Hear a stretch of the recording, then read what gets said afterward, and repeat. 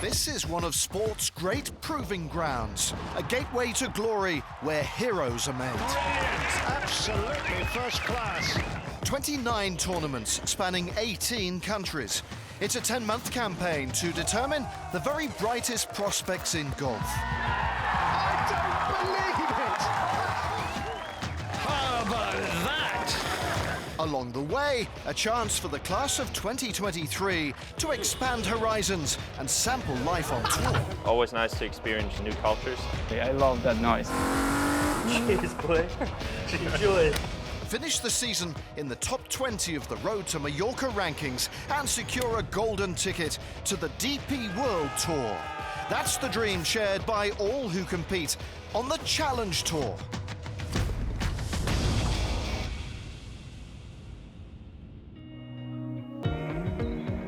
Over the course of the season, the Challenge Tour visits some of the most spectacular destinations on Earth. The rugged beauty of the bushveld of South Africa, or the striking coastline of northwestern France. They all have their own unique appeal, but few are as picture-perfect as this week's venue. Golf Club Adamstal in Austria is quite literally breathtaking. It's physically demanding this week. There's a lot of hills right up the hill, and there's walks in between green to tee which are leaving you very much breathless by the time you get to the tee. But it's the most beautiful course we play. You get to the top and you're looking out over the valley, and yeah, quite dramatic, so it's, yeah, you are rewarded.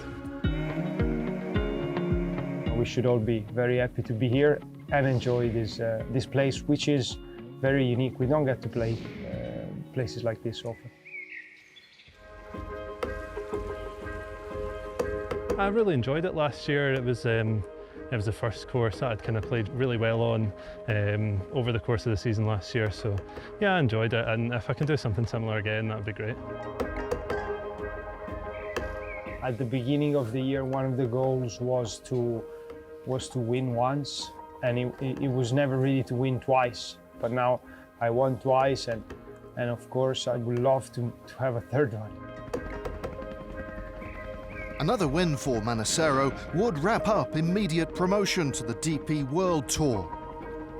Thanks to his victory last week in Italy, he's up to second in the rankings, with Hugo Cousseau still leading the way.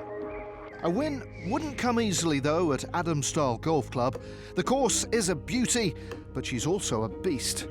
At a shade under 6,500 yards, the par 70 layout is designed to test every aspect of a golfer's game. So let's see how the field of 156 fared over the first round in the company of Kit Alexander. Defending champion Mark Hammer got off to a solid start. A 1 under par 69 for him, highlighted by this chip in for birdie at the par 3 6th. Matteo Manassero got his second win of the season last week in Italy. This approach at 14 set up a birdie for him. He also opened with a 1 under par 69. And Scotland's Ewan Walker had an eagle at 3, birdies at 12 and 13, a double bogey at 14, but dream way to finish with this 2 at 18. He opened with a 67. But it's Robin Roussel leading the way, 56th in the Road to Mallorca, but he notched 9 birdies, and this solid par at the 9th, his final hole, gave him a 63. Yes, a great start for Frenchman Robin Roussel, who sat at the top after day 1, a shot clear of the field. But would he still be there after the second day? Let's rejoin Kit to find out. Overnight leader Robin Roussel, 2 under for the day through 12 holes.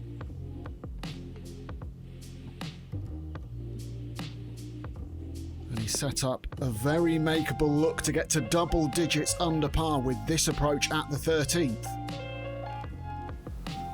His French compatriot Felix Maury, 67 on day 1. And he holed this absolute bomb on the 11th for a birdie. in a bogey-free 66.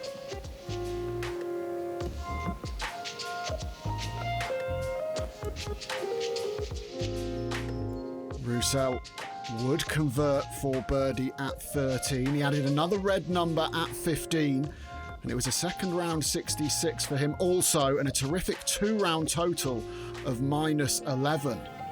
Julien Soury has not recorded a top 10 since April 2019 in the Trophy Hassan II on the DP World Tour. That's over 50 months ago, but he's got himself into contention with a birdie at 18 here and a halfway total of -8. 19-year-old South African Casey Jarvis started on the 10th. So coming into the first, just after the turn, he'd had 4 birdies in a row.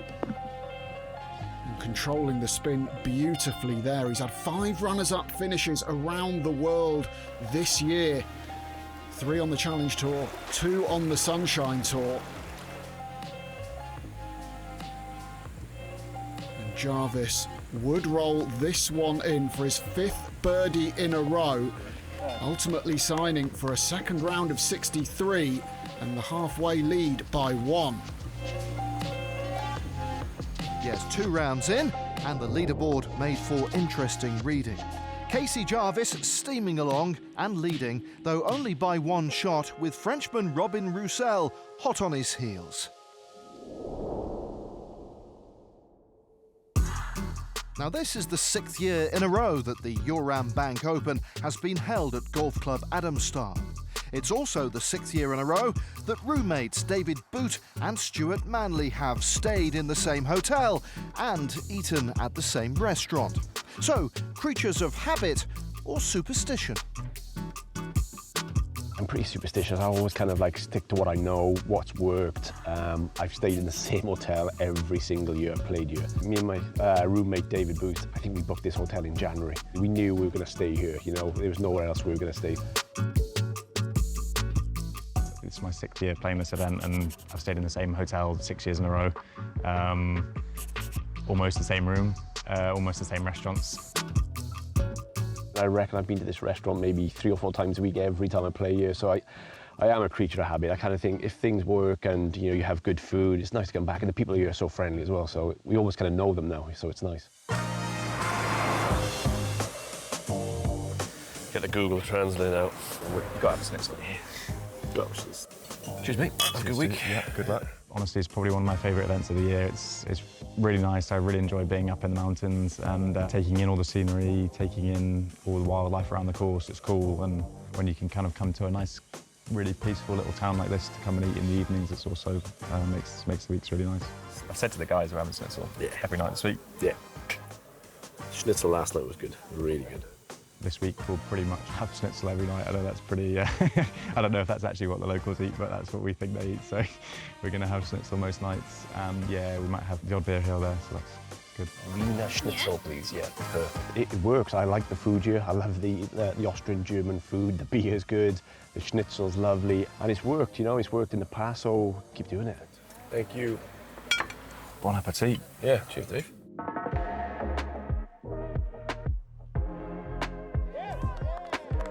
Obviously I won 2 years ago here, and that was pretty special. I'd just come back from injury. It was like one of my first tournaments back. I'd won. For me, it's the golf course really as well. It's quite tight. You've got to be quite precise with your irons. You've got to keep the ball in play. Yeah, I love coming back here. It's probably one of my favourite events, I reckon. But I left my wallet in the... Oh, that old chestnut. No, yeah. but I've got... Sorry, no, I'm used to it. I've got 20 euros back there. Oh, save, yeah. Hopefully that's enough. Dinner on used to, didn't it? Could be doing the dishes, boys.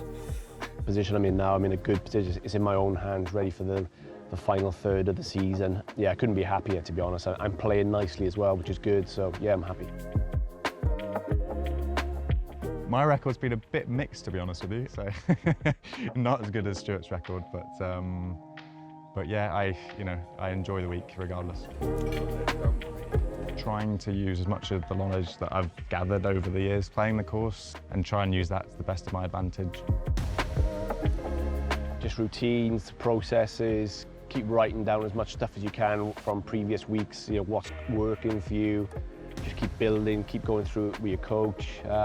Yeah, just same old thing, really.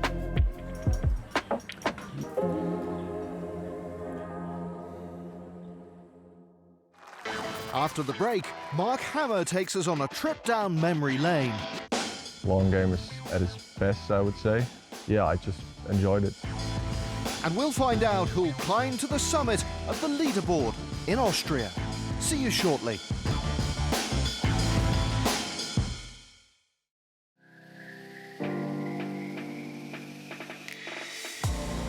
Welcome back to Golf Club Adamstal in Austria, where we're at the midway mark of the Joram Bank Open. Casey Jarvis leads by 1 shot, but could he hold on to that advantage on moving day? Let's rejoin Kit Alexander to find out.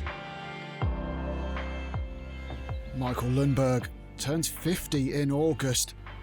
Still battling on the Challenge Tour and got off to a great start in round 3.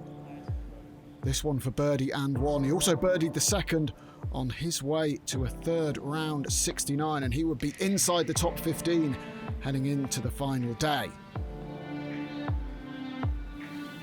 Jeppe Christian Andersen started round 3 at 9 under par, got things moving in the right direction with this beautiful curling putt. Ultimately, he would go on to sign for a 69 as well. Stuart Manley was on fire though, tearing it up 7 under for the day through 12. Hold this one on 13 and ultimately tied the course record with a 61. I don't know, I was getting a bit carried away. I was obviously got off to a hot front 9, 6 under, and I was thinking, oh, it's past 70 here. Got a chance of a 59 here. Obviously never had a 59. Great to see Julian Suri coming back into some form. Super birdie here on 9. It was a third round 67. Very solid stuff from him. Only 2 bogeys in the first 3 rounds. Casey Jarvis built on his lead with birdies at 2, 3, 5 and 11. Worked this approach in beautifully at the 13th. The man very much in control of his golf ball.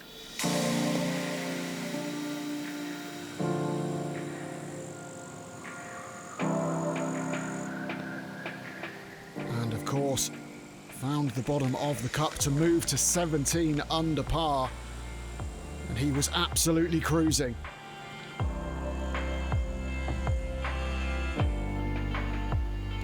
This is his 3rd shot at the 15th. He's 215 yards away with his second, hit an 8 iron. A solid chip. I'm feeling comfortable. I like the golf course. I feel like, the views are unbelievable. Again, like I said yesterday. But yeah, I feel like the course suits my game and just staying a little less aggressive this week. So it seems to be paying off. Of course, he converted for a 6th birdie of the day. He did drop a shot on 16 though. This for birdie on 18. For once he didn't hole it, so only a par to finish, but Casey Jarvis firmly in control of this tournament.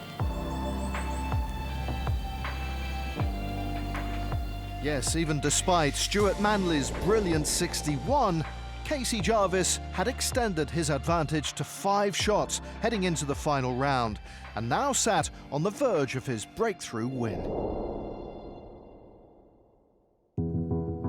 12 months ago, Mark Hammer lifted the trophy in Austria. And looking back now, it's easy for the German to identify just what led to his success. I would say my long game was really on point at that time, and it kind of always is like this in the middle of summer. It's where my long game is at its best, I would say. So that was really good, and at that time putting was quite hot as well, what you need to win.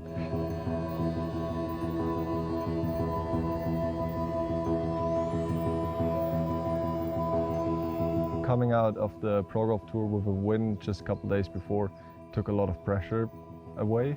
So I was pretty chilled there because I knew I was standing in the rankings pretty good in the Pro Golf Tour. So I said my only thought going into this week was basically just go make the weekend, make some extra money. And when I did that, I was just, I just played stressful golf last year here, and I just enjoyed it. And what's not to enjoy? A breakthrough triumph at a venue like this. But what of this year's hopefuls, all looking to follow in Hammer's footsteps? You'll recall that Casey Jarvis enjoyed a 5-shot cushion to the rest of the field and seemingly had one hand on the trophy. But could he get over the line? Let's rejoin Kit for the final time. Robin Roussel tied 5th last week in Italy, so carrying the good form with him to Austria. Oh, had a little lap of honour, but in it goes. Eagle for the Frenchman at 3, and he moves into a tie for second on -12. Julian Surrey, resurgent this week. He was a winner back in 2017 at the Made in Denmark on the DP World Tour. But he's really struggled for form over the last 2 or 3 years. That's a brilliantly controlled approach at the 5th, though. I think we're definitely going to see a first top 10 for him in a very long time. It could be even better than a top 10. This for birdie at 5. And the American moves to 12 under par. Now, Casey Jarvis has given the chasing pack a little bit of hope with a double bogey on 4 and a bogey on 5. This a big putt for birdie on 6. And that is a brilliant, brilliant bounce back. Not just for the scorecard, but mentally as well. Second so often, he doesn't want to let anyone catch him. Thomas Gouveia, tee shot at the par 3, 12th.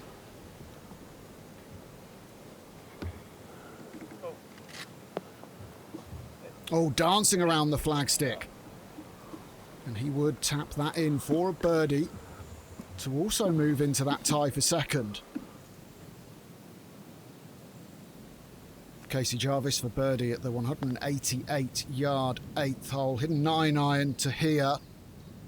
Oh, it's an absolute beauty, and the South African gets back to where he started the day at 17 under par.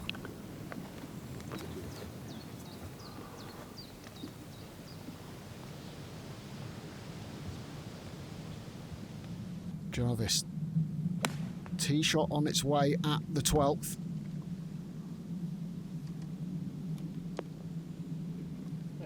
Very nicely done. Missed 3 cuts in a row before a tied 13th in Italy last week, the South African.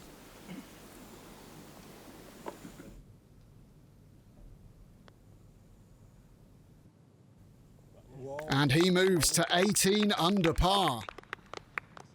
Jarvis still out on top and clear by 4, but a drop shot on the next hole still left the door ajar. It would require something special to catch Casey, though. Ewan Walker moving through the field nicely.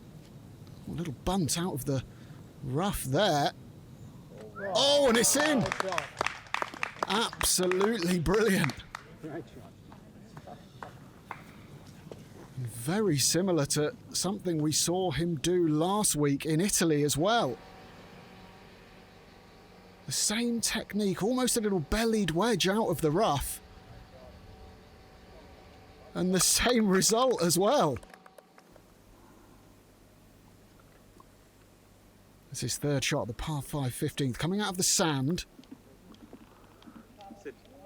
Oh, hello. Oh, it's sensational. Eagle for Walker, and he jumps to 17 under par.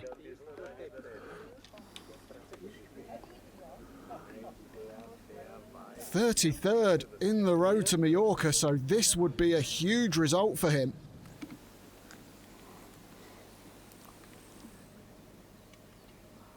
Now Jarvis, his 3rd shot also out of this bunker at 15.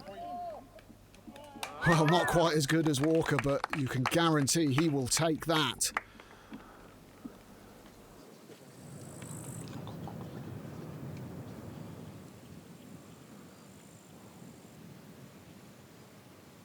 Casey taps in for the birdie at 15, and once again he has sole ownership of the lead at 18 under par. Walker dropped a shot on 16, but he's got this to get it straight back on 17. Wonderful putt, and the Scot is back within one of Casey Jarvis. Well, Walker would go on to par the last, but even with that incredible comeback, Casey still just needed one more par to seal the victory. Penny for the thoughts of Casey Jarvis. This for the win.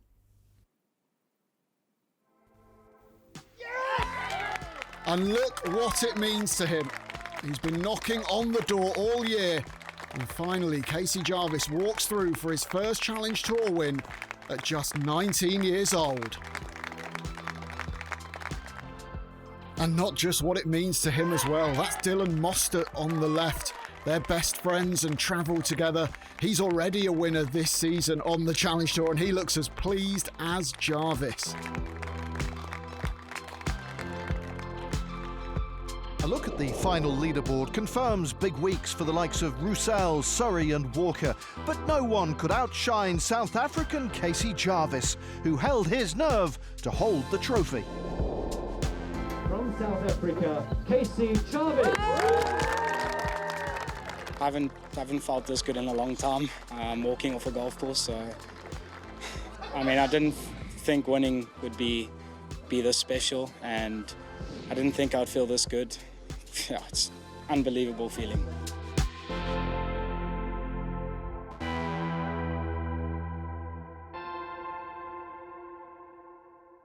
Many congratulations to Casey Jarvis, underlining his consistent form so far this season with that maiden title. And look what it's done for his position on the road to Mallorca rankings. At long last, Hugo Cousseau displaced at the top of the pile by this week's winner. A domino effect and a reshuffle for those immediately below too. Further down, Stuart Manley's steady rise continues. He's up to 13th spot now, with Ewan Walker's runner-up position in Austria enough to see him rise 19 places to 14th. Dylan Mostert, one of 5 South Africans in the top 20. It might well be all over in Austria, but there's no respite for Casey Jarvis and co. as the Challenge Tour Roadshow rumbles on. Up next, a short trip across to the Big Green Egg German Challenge. So, join us next time as the pursuit of promotion to the DP World Tour continues.